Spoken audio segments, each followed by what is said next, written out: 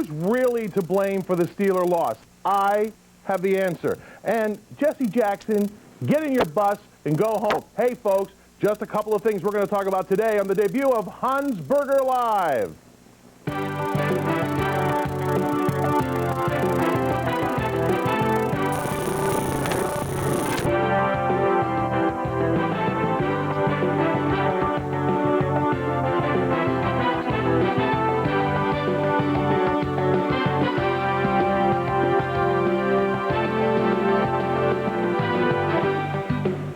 I have no idea what's going on here. I usually do a radio show in the afternoon. Here I am on television. This is a face only a mother could love. Now I'm asking you to love it too. Welcome to the first show. Welcome to Honsberger Live. And, well, let's start. Let me tell you what we have going on for today. Here's the Honsberger agenda for today. Number one, I think the Steelers have finally found out who to blame. You'll be surprised. They have ID'd their problem. We will share it with you today. Jesse Jackson.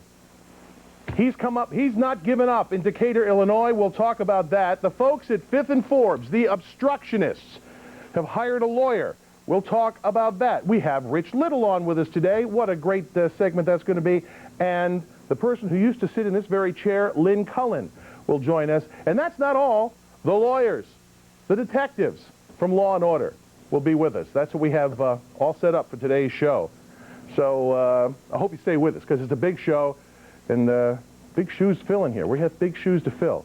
Now, let me start off with this Steeler thing. I'll tell you, I got some email about the Steeler thing, and this is what makes everything look so bad. Email to Honsberger. I just got it last night. Dear Fred, as a former Pittsburgh resident who saw the light and moved to the north coast of Cleveland, let me ask you and your audience one question. How does it feel to have your mighty Pittsburgh Steelers get totally punked by the so-called last-place Cleveland Browns?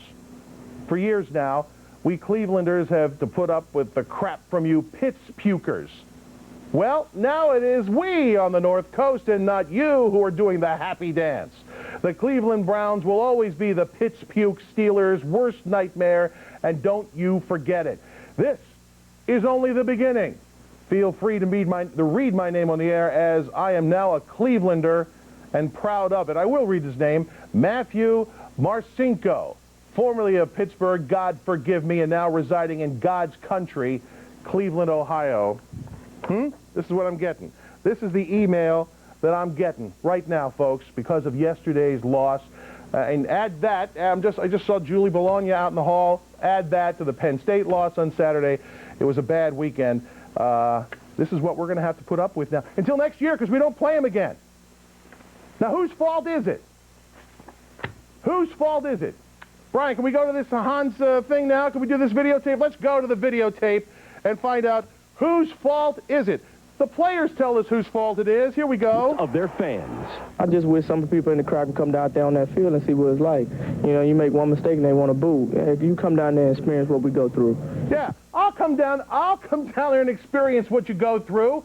Give me the money. I'll be glad. You boo me as much as you want to boo me, I'll come down there. It's not that easy. They need to quit judging people so quick. Because they make one mistake, they boo, and he make a good play, they back on his side. How you make that don't make him feel good, you know. They're so quick to jump on and off the bandwagon. I think that's wrong. If you don't like us, boo us the whole game. Don't sometime you know, when Cordell do something good or offense do something good, they scream, and then time one little play go bad, they booing him. You know, I mean, at some point that starts to work on your nerves. This is Sam Nover. You gotta be kidding me. Sometimes it gets on our nerves. Sometimes it's not right. Hey, you deserve to be booed. And believe me, the Pittsburgh Steelers deserved to be booed. Why don't you come on down in the field and take our place? 333 PCNC, 333 PCNC. If you've got something, does that outrage you? It outraged me. Is that right? Yeah, I am outraged that the players are blaming the fans for booing them. Wasn't it Coach Cowher who blamed the lack of tailgate space? We have no tailgaters. That's the problem. The tailgaters intimidate the other team. So here we go. The combination of no tailgate space and the combination of boos from the stands, and why don't you come down in the field and take our place? And believe me, Mr. Edwards, we'll go down in the field. We'll take your place. Give me your paycheck for 1 week. That's all. 1 week's paycheck. 333 PCNC. You Pitts-Puke Steeler fans, how do you feel about that? I'll tell you about that. That's unbelievable. It's it. Jim, what do you have to say here? I just wanted to say that it was a couple weeks ago the pro football players were saying that we don't care what the fans think. We play for each other. It doesn't matter to us if they boo us or not. Now, all of a sudden, it matters. It's our fault, Jim. It's our fault. It's our fault. Right. We don't tailgate because we have no place to tailgate because the parking lot situation, and now we boo, and because we boo, it's our fault. I think they need to tell the truth from the top down. They don't want to spend the money to get that player, Edgerrin James, Manning, whoever it might be. All right, Fred, you're on KDKA. Hello, Fred. Fred. You're on the air, baby. Yes, I'm sorry. How Talk you doing? to me. How you doing? I'm all right. Okay. I just want to make a comment on the comment of the Steelers being a little upset about being booed at the stadium. My point of view of that is that since the beginning of the home series, they've been booed. Since last season, they've been booed.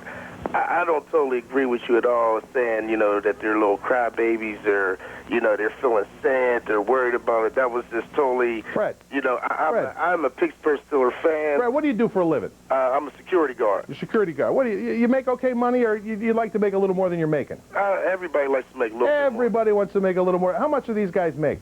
They're making millions. Millions of dollars. Right. And they're saying, come down on the field and take my place because and see how we feel.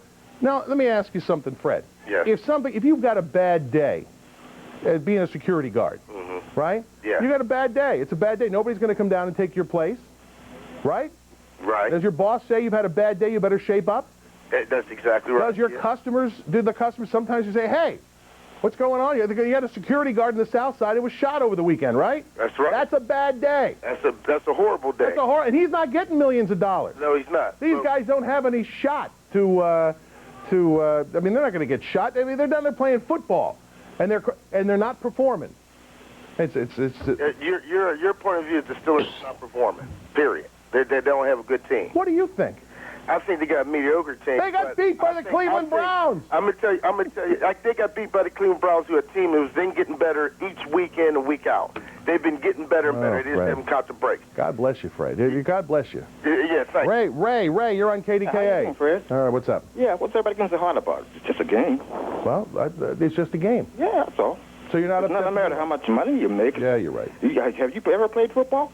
Have I played football? Yeah. Junior high school, I played football. Have you ever played professional football? No, I don't recall. Well. So it's okay? That young fellow put it right out. You get off and see what it's all about. All right, wait a minute. So it's okay for the Steelers, for Troy Edwards and Lee Flowers to blame the fans for their loss. Is that what you're telling me, Ray? No, Is that what you're telling me? No, well, I mean, yes. Is that what you're telling me? You're on the spot here. No, I'm not. I'm not. Margaret, you're on PCNC with Honsberger Live. What's going on? Hello. Hello, Margaret. Hi, glad to see you. You're one of my favorite people. God bless you, Margaret. And I just want to say that Cowher better get off of his chewing gum and getting on the stick. What do you think of these guys who say, hey, the guys are right, they shouldn't be booed, we're not supporting them enough? They should have been booed. If my husband would have been out on that field playing and did what they did, you better believe he would have been in the door. These guys ought to be happy they're not playing in Philadelphia, and I'll tell you, because in Philadelphia, they would have been booed off the field. They deserved to be booed yesterday.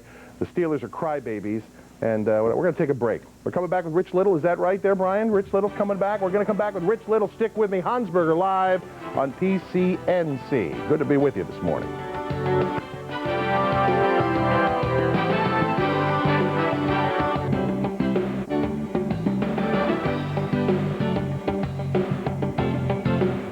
Welcome back to Honsberger Live, and it's my pleasure to have as my guest here on our very first program, Mr. Rich Little. Don't say he's you do impressions, not impersonations, correct? I don't really care. It doesn't matter. I've been called a lot of things. Impressionist, impersonator, mimic, satirist, comedian. But you say there's a difference between an impersonator and an impressionist. Well, an impressionist, these are your impression of what somebody's like, so it can be exaggerated or anything you want it to be. I think of an impersonation as more of an exact copy. So basically, then I'm an impersonator, because I really do more exact copy of somebody than an exaggeration. I mean, Richard Nixon's exaggerated, and some of them are, but not all of them. You're just off a very successful weekend with the Pittsburgh Symphony Orchestra. Had a great time. Where you've done some things differently. Fantastic reviews in the paper. And I'm going to get to that in just a moment. But we all remember you for, yes, Richard Nixon. I thought it was a tremendous tribute in the HBO special Late Shift that you played the part of Johnny Carson. That's right. Yeah, and Johnny was quite happy with it, apparently. I ran into him about a month ago in Malibu, and he looks pretty good. Yeah, he's all right? Except Give me a little Carson. Give me a little Carson. He's lost his voice, though. No. He looks good. He's very thin, not much hair, but he looked great after a quadruple bypass, you know, and we haven't seen him. But his voice, he was sounding like this. He said, Rich, gee, it's good to see you. You know, you're looking great. I said, John, I said, the voice. He said, I know somehow through these operations, my voice is gone. I said, don't tell me I have to learn how to do you all over again. And, you know, but he was surprised that I was still doing him in my act. Well, but everybody still, I mean, I think of you, as soon as you walked in the studio today, Johnny Carson came to mind. I mean, he said to me, I can't believe you're still doing me in the act. Do people remember me? I said, John, of course they remember you. They always will. He was quite surprised with that. He's on pay-per-view on the satellite, for crying out loud, that you can buy his past shows on DirecTV. So, he's a legend that will always be with us. Is he, I don't know if there's any one person you're remembered by. Richard Nixon, of course, is very, that's a dramatic impersonation that you do. But, I mean, is there any one person that people remember you by? As soon as you walked in, I thought Johnny Carson. Well, I would say Carson, Nixon, possibly Reagan, and John Wayne I get to do a lot. You know, there's always somebody at the airport doing their John Wayne for me and walking like John Wayne. You know, and it's quite a funny sight to see some guy saying, well, how you doing, Pilgrim? Let's get out of here, yo, and then walk across the airport lounge with that John Wayne walk. I think he got arrested. I don't know. You're saying that you're sticking with these are old characters. These are folks that well, I grew up with and I knew, but no new people in the repertoire, because it's difficult, huh? Yeah, it is difficult. How do you imitate Harrison Ford or Tom Hanks or Tom Cruise or Val Kilmer or some of these people that are in movies today? You know, it's pretty tough. And the older actors were more identifiable. They were larger than life and easier to do.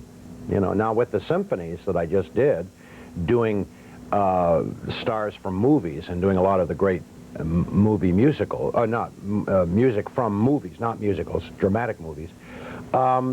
I picked mostly films from the 40s into the 50s because that's when they wrote the great music for movies, and that's when they had the great stars. So I'm not really doing anybody current, which is kind of a shame. Yeah, but some of the classic movies, you did some singing too, huh? Yeah, I did a lot of singing. Is that something new? I've not seen you sing before. I've been doing that for a long time. I do Neil Diamond and Frank Sinatra and Tony Bennett and Willie Nelson, Tom Jones, Johnny Cash, a lot of singing, yeah. You see some people, and you mentioned Frank Sinatra, and Joe Piscopo came to mind. He did a pretty good Sinatra on Saturday Night Live, but that's about all he did that I can remember, and I know they always try to impersonate some of the other folks. How difficult is it to do a lot instead of just being a specialist at one or two? You're right. A lot of people are identified with one voice. Yeah. You know, Joe Piscopo with Sinatra. Dana Carvey doing I Want to Be Prudent. Not gonna do it? Doing this little impression of George Bush, you know. Sounds like Mr. Rogers. But it is true. Frank Gorshin was identified with Kirk Douglas. You know, I guess I'm identified with Nixon, if anybody, you know, and that's still a big impression for me. I mean... all right, well, we've got to see some of it. Even after all these years. And I'm still I'm picking up things from Nixon. You know, in the latter part of his life, I think his dentures must have slipped a little bit because he started to get a little bit of a lisp. Really? Richard Nixon, of course, he was sounding a lot like this. I, of course, I did not do anything wrong. and I promise never to do it again. You know, it was kind of a sound near the end of his life. How much study, how much practice does it take, and what do you do? When do you decide this is someone I can do, and I'm going to do it? Well, you know, sometimes you can do it when you're not really that happy with it, and the audience doesn't know, you know, how good it can get. So they'll settle for it if the material's good, or if you look a little like them. Maybe when the voice is a little thin. I do a little Jay Leno, but I'm not too comfortable with it, so I don't do it. But there's no particular time. You just do it and hope it gets a reaction. So you say, but in your mind, how do you decide this is someone I'd like to do? I don't know. You just walk around the house and start walk around the house, see if it's working, and say, I could do this. Yeah. I remember when I was learning to do David Niven, I was dubbing for the Pink Panther, one of the last Pink Panther movies, and I had to do his voice because he had lost his voice near the end of his life. He had that awful Lou Gehrig's disease. And I was walking around literally all day long talking as David Niven. And I was going out, and I was going to the supermarket, and I was going to restaurants, and I was ordering as David Niven. And getting myself prepared to do this because I had to dub all these lines, you know. Same with Gene Kelly. I dubbed for him in a Christmas special, and I got so involved in it that I just went around all day long sounding like this, doing my Gene Kelly voice. And then after I did the dubbing,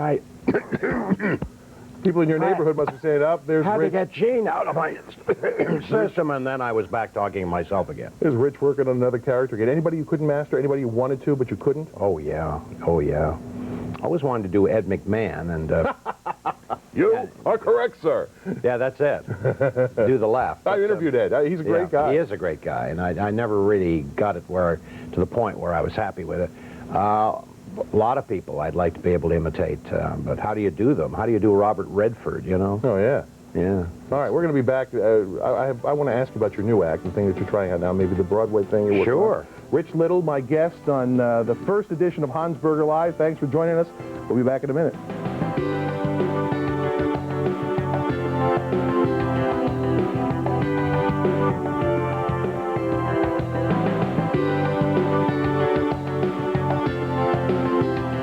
Welcome back to Honsberger Live. Rich Little, my guest, after a very successful weekend series with the Pittsburgh Symphony Orchestra. Did you enjoy your stay in Pittsburgh? Oh, I did, and the symphony was magnificent. It's one of the best in the country, and it was such a thrill to know that behind me were all these people. I don't know how many there were, at least 80. Yeah, they're great people. I've done some things with the symphony, some Christmas shows. We even saw them at Royal Albert Hall in London. They're a top-notch group of musicians, and I love working with them. Well, it was a thrill for me because I was doing something different, doing all the great scores from all the great movies, and then doing the speeches from the movies. And I can open that up and make it bigger. I only did that for about 20 minutes, but I could make a 2-hour show out of it by doing, you could do John Wayne from Red River, you could do Jimmy Stewart from Vertigo, you know, and go on and on and on and on, because there's so many great scenes and great scores from films. Well, this is something new for you, yeah. And is Pittsburgh one of the first places yes, to try it's the first place I've done that. The singing medley is out of my act. I've done that for years, but the movie thing was brand new, and it was very exciting to do it. No, it's great. We're glad you debuted it here, and it was received very well. And I'm also hearing that you just said that you could do 2 hours of this. Yeah. You're working on a Broadway play? I'm working on a Broadway play. I have been working on it for years and years and years, and I don't know that it's ever going to come about or not, but I'm always hopeful it will. We're getting closer anyway. Yeah, and we talked about the impersonations you do, John Wayne, Johnny Carson. That's a certain era. Yeah. Are you still able to attract enough young people to that, or guys my age coming out to see the act? I mean, well, the majority of people that go to clubs are I wouldn't say elderly people, but middle-aged and up. Thank you. And I don't play to that many kids, you see, and in that way I'm lucky. I can do a lot of the old stars and a lot of the singers from a few years ago. I imagine if you were 12 or 13 sitting in the audience, you'd wonder about a lot of people I do. You were, when I was growing up, and You were on every television show that I could think of every week. Every week, right? You were on Laugh-In. You did Laugh-In. Did Laugh-In, and that was terrific. And all those shows helped my career tremendously. Carson Show, Laugh-In, Ed Sullivan, Dean Martin, all those shows. Yeah. You're right. I was doing one almost every week. So this would translate now into what you're doing. I mean, I would think that it'd be tremendously popular, and I'm glad you had a good response over the weekend here. Yeah. Well, you know, I'm because the music is so great from pictures, I can do a lot of obscure impressions. I was doing William Holden, Fred McMurray, James Mason, Stars Born, and Gable, of course, from Gone with the Wind, Clark Gable. I was doing, then I was doing Humphrey Bogart and Claude Rains from Casablanca. So. When did you decide that this is something that you were talented at and you could make a living at it? When I started imitating my teachers. Is that right? And they would ask me a question. They'd ask me a question. I would stand up and answer in their voice. Usually the wrong answer. Yes. That's what infuriated me. You were the wise guy, Yeah, right? I was the wise guy in class. See, the person you're imitating is the last person to know you're doing them. So the teachers used to look baffled and wondered why everyone was laughing. But your friends knew. Oh, everybody else knew. Everybody else knew. I used to do that all the time. I had all my teachers down. I had a physics teacher, and he was so easy to do. He was some old guy, and he couldn't relate to anybody. We used to call him Old Sneaker Breath for obvious reasons. And he'd come out. He'd come out with a little candle in his hand in the shape of a foot. He goes, "Oh, class, this is a foot candle." And so we'd all pick up on that, and I usually found myself down at the principal's office more times than not in physics class. I never got away with it. That's funny. I would get up before the teacher arrived in the morning and do the teacher. And we'd have a lookout at the door, and then when we'd see the teacher coming, I would take my seat, we'd all behave. The teacher would come in and do exactly what I was just doing and getting big laughs. And he couldn't understand why he was so funny, because I was doing him just before he arrived. I was a devil. Well, all right. Now, as you move into your professional career, anybody upset with your impersonation of them? Didn't like it? Didn't like what you were doing with it? Not really. Really? Even Richard Nixon liked it. Is that right? Ever at the White House? I met Nixon once. He said, you know, I didn't know who you were doing. It was very funny. It was very funny. Pat says it was me. Like we didn't know, but I don't know. Paul Lynn on Hollywood Squares used to get a little. I think he'd put me on. Every time I would do Paul Lynn on Hollywood Squares, they'd cut to a reaction shot of Paul. Yeah. And every time he got, "Who's that? Who is he? Is that supposed to be me? Oh my God, that's disgusting." But that got a good reaction when you do that. He was always so sour-faced, you know. But he knew I was doing them. Yeah, so it's okay. Yeah. Charles Nelson Riley was all right with it too. Yeah. Tony Randall used to say, "Rich, you've missed me completely. No one can imitate me because I have perfect pitch." And perfect pitch. You know? Yeah, right. So most of the people who didn't like it, they were just teasing me. I never really ran into anybody who really objected in a big way. Were you ever hesitant, apprehensive, meeting someone that you've impersonated for the first time? Oh, yeah. Well, Nixon, I was terrified. That's why I was so relieved to say that it was very funny, even though he didn't know I was doing them. Reagan was the best. He had the best. He had the best sense of humor of anybody I've ever impersonated in my life. He was wonderful with me. He used to say, "Rich, you know, you do me better than I do." He said, "Did you ever think of becoming president? And then, even though you're a Canadian, we can make exceptions. And then when you get in, you could talk in my voice." Can you do Clinton? Well, Bill Clinton, of course, is a good voice to do. You know, he's got that little raspy thing. That frog in his throat. I think it's Kermit the Frog is stuck in there. I don't know, but he's a good subject. He wrote a lot of great material for us. Yes, I bet he did. I did not do anything wrong. I did have a sexual relationship with Monica Lewinsky, but I didn't inhale. This is a cigar. Who's doing it today? Who's today a contemporary impressionist impersonator? Who's doing it real well today? In Vegas, it's Danny Gans, who is a superstar in Las Vegas, but yet across the country, people say, "Danny Gans, who's Danny Gans?" He didn't have the luxury I had of being seen on television. See, I was very fortunate in the 70s, as you said earlier, to do all these television shows. That's what made me. Danny Gans didn't, so he's becoming a celebrity just by working Vegas and word of mouth. But he's very, very big in Vegas. Fred Travelina's still around these days? Still around, yeah. And who else? Frank Gorshin is still around, but Frank does a lot of dinner theater and things like that. Well, not too many, but there's a lot of good impersonators living in Vegas, like Kathy Walker, a female that I just used on a CD I did. I did a CD, a tribute to Frank Sinatra, which is out now in the record stores. It's non-singers singing Sinatra tunes. And I used Kathy Walker to do Joan Rivers is singing with Jack Nicholson, Lady is a Tramp, and Jack Benny and George Burns sing with Gracie Allen. She did Gracie Allen. But I also have Bill Clinton singing Call Me Irresponsible. Jack Benny? Give me these little and Jack. Well, Jack Benny sings, of course, Every time it rains, gee, pennies from heaven. Well, Rich Little, we are glad that you spent some time in Pittsburgh. It was a pleasure meeting you today. And thank you for sharing some of it all with us, so we appreciate it. Well, thank you. All of me is delighted to be here. It's a great little city if they ever get it finished. Thank you very much. We're working on finishing it. All right. We'll be back with more Honsberger Live in a moment. Don't go away.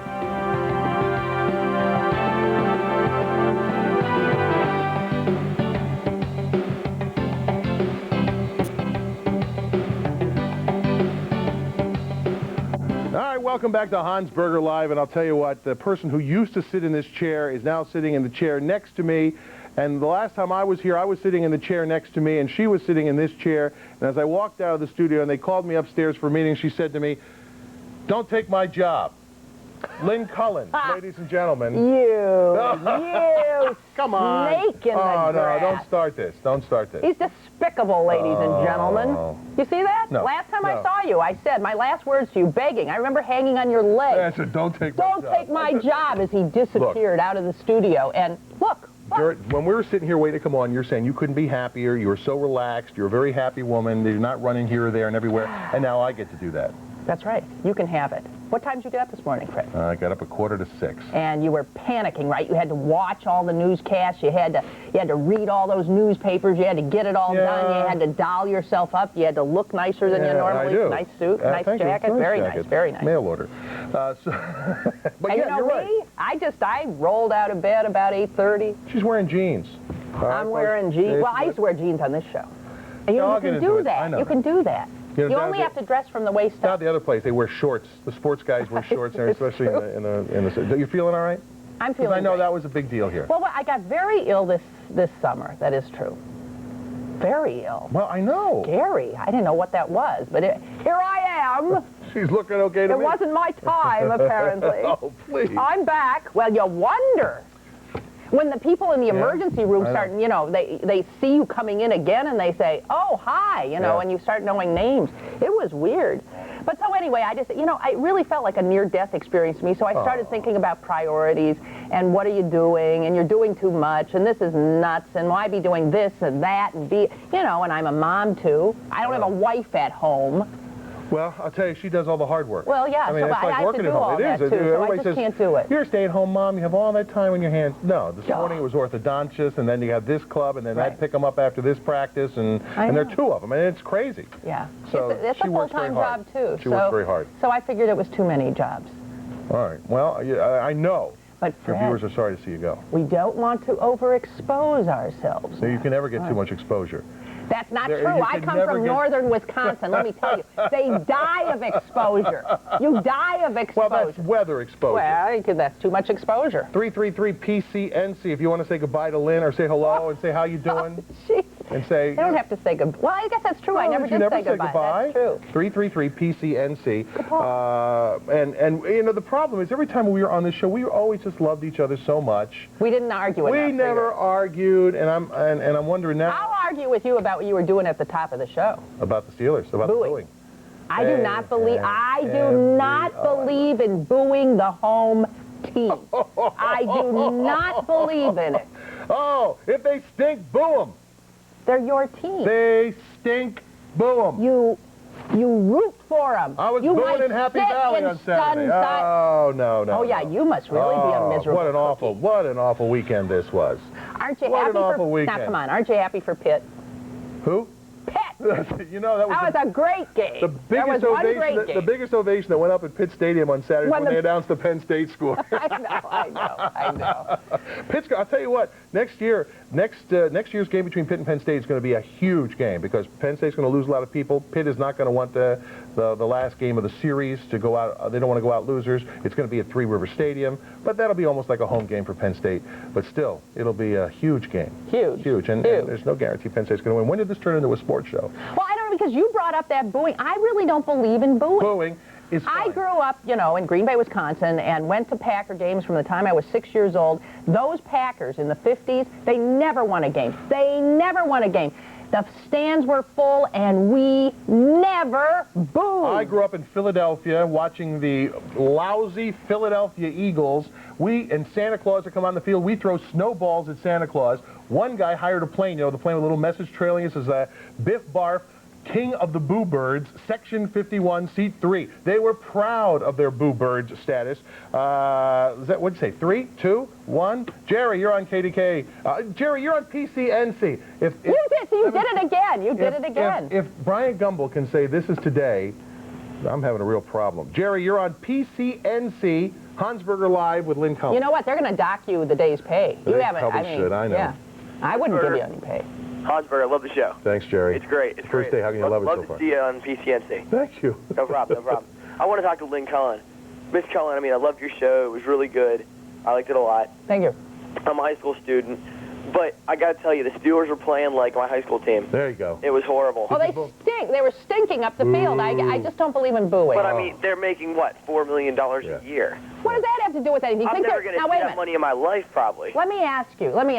If you were paying them okay, you have a player. He's earning $4 million a game. Let's give it to him. No, he's not making. Give him $5 million a game. Do you think he'll play $1 million better, or take $3 million away? They're playing as.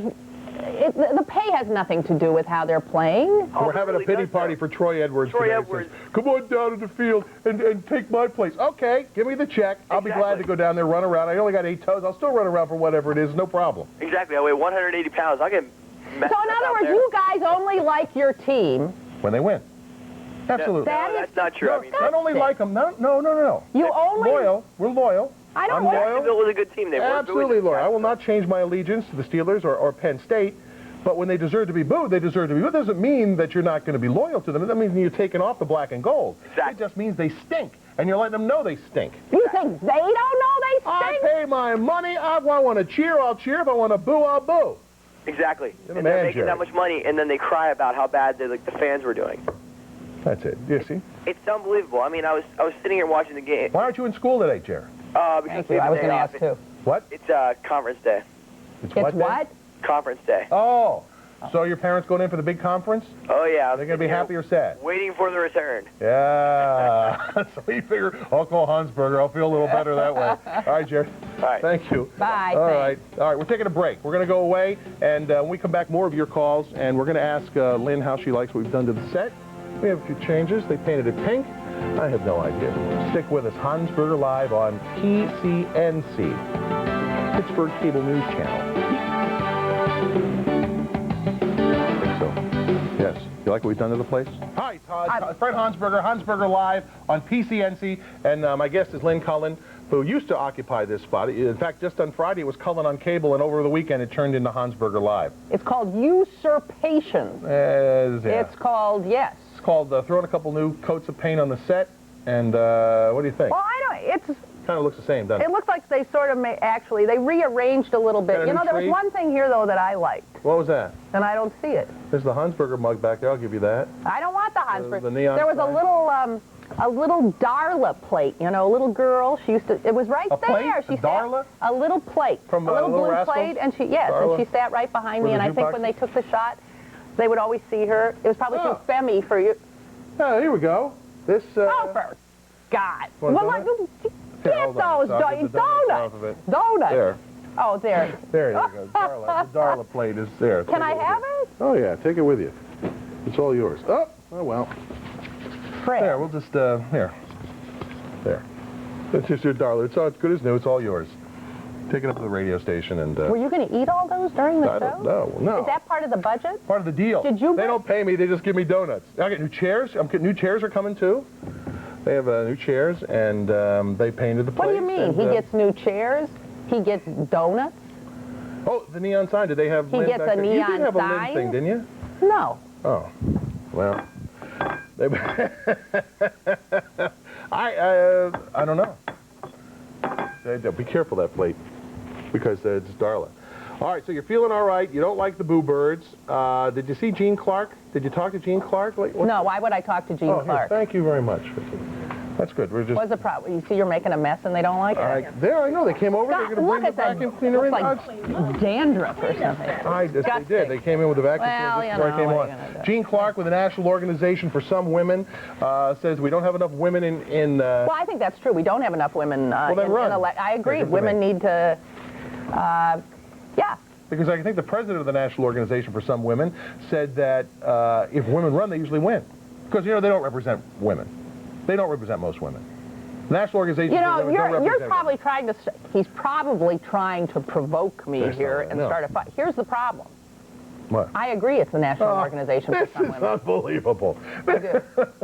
They bother me a lot. They get on my nerves. Why? How come we never got married? For crying out loud. Oh, no, I really, you know, I can never join groups because there's always something I don't agree with. And the National Organization for Women have taken a lot of stands, for some women, have taken some stands in the past that have annoyed me mightily. I don't belong to What about the soccer kid? The soccer kid with the walker? I think it's ridiculous. You know he was allowed to play. Yeah, I know he won. You know they told him he could won play. in He wanted to play the last game. Yeah. He said he had to pad it more. They went in there and it was a scoreless tie. What nonsense. It really is nonsense. Okay, so what do we disagree on? We're not disagreeing on anything today. Jesse Jackson, Decatur, Illinois. You know, I know you've been on that a lot. I haven't, I never saw the tape. I haven't dealt, I didn't see it and I haven't dealt with it. But, so I've only read it in the newspaper. Apparently, if you see the tape... Also, you know, a lot of people haven't been on the radio show. I am on the radio in the afternoons, 3 to 6 on KDKA. And I'm on the radio. And she is, before me. From noon to 3 on WPTT. That's 1360. Didn't you used to be opposite? Didn't we used to be opposite each other? Did you ever do 3 to 6? No, Doug did. No, I never did 3 to 6. What, take you on, Fred? No, Ann did. Do I look like a fool? No, Ann did. Yeah, and then Doug, in fact, Doug's on now. No, I'm not sure about the Jesse thing. Could he be so wrong about where he's staking? Yeah, I think these kids, they were beaten up on this one. You've seen the videotape. So what's his problem? His problem with it is he thinks a 2-year suspension Well, it's not a 2-year suspension. What is it? It's not even a 1-year suspension. They're putting him in an alternative school where they can graduate. Well, he doesn't want that now. He wants them back into school. We'll have an outside panel determine if their grades are any good and see if they can come back to school early, getting preferential treatment. Well, I saw a quote in the paper today that did make me wonder a bit when he said something about how many are ready to go to jail, you know, we're going to do civil disobedience. Martin Luther King could do it and I'm thinking what Martin Luther King did civil disobedience for was a lot different than two, what is this, a few kids who were beat. Thank you for coming on my show. You're telling me to get lost. Wonderful. I know. It's wonderful to have you. Got someone in your ear saying, get rid of her enough already. Maybe. All right. Thank you. Stick with us, folks. We'll be back to talk to the detectives from Law and Order. Cool. On Honsberger Live. PCNC. I'm taking them up, please.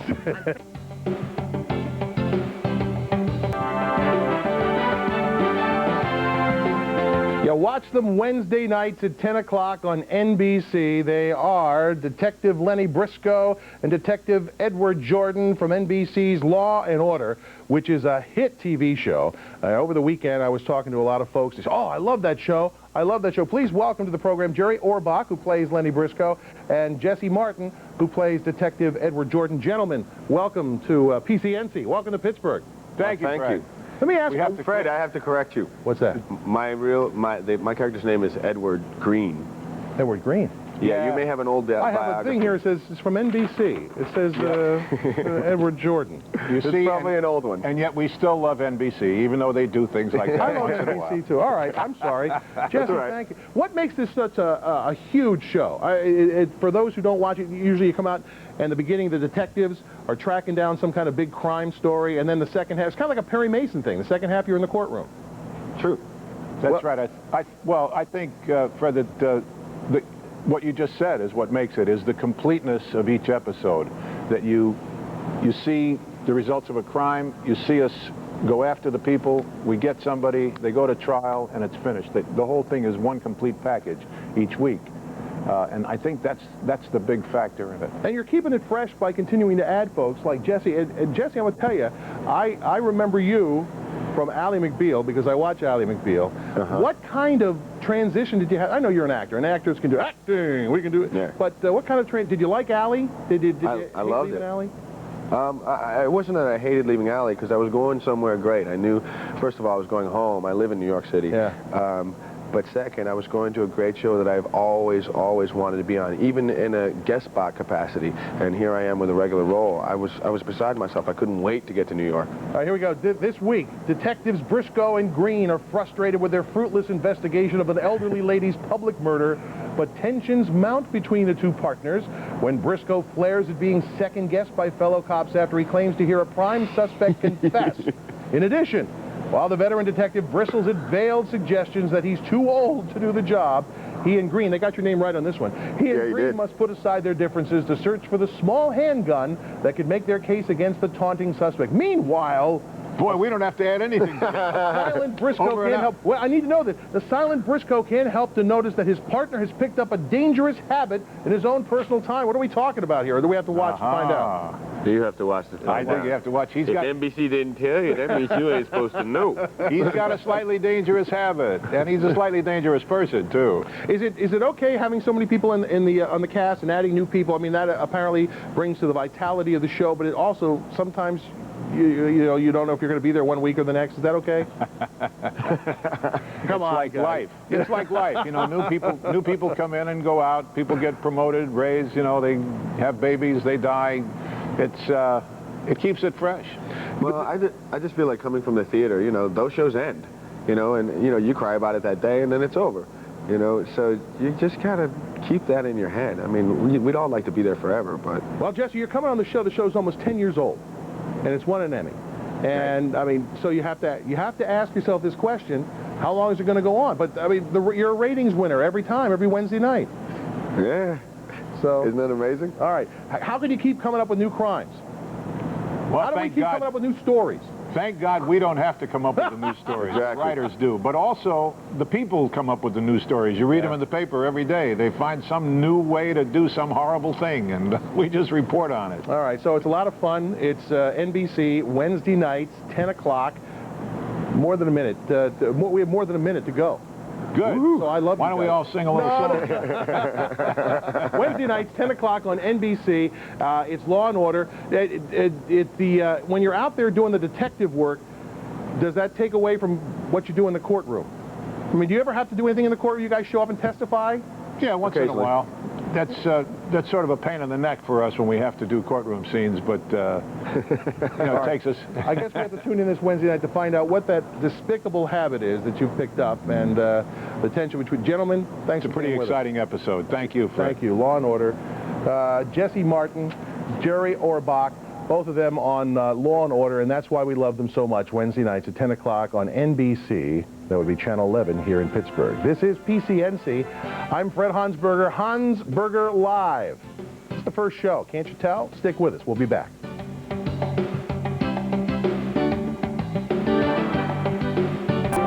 Welcome back to Honsberger Live on PCNC. Of course, you can hear me this afternoon on KDKA Radio, AM 1020. 3 to 6 p.m. I'll be on. There are a lot of things we didn't get to today on this show. We wanted to talk about the Jesse Jackson thing that I talked a little bit about with Lynn Cullen, so we'll bringing that up again this afternoon on the radio show. Also the fact that the Steelers are blaming us for their loss. Isn't that wonderful? The Fifth and Forbes people are, they've hired a lawyer. Some of the folks, the Wigorama and Beeper store, have hired a lawyer so they can get as much money. As a matter of fact, we have a poll on the net that we would like you to take.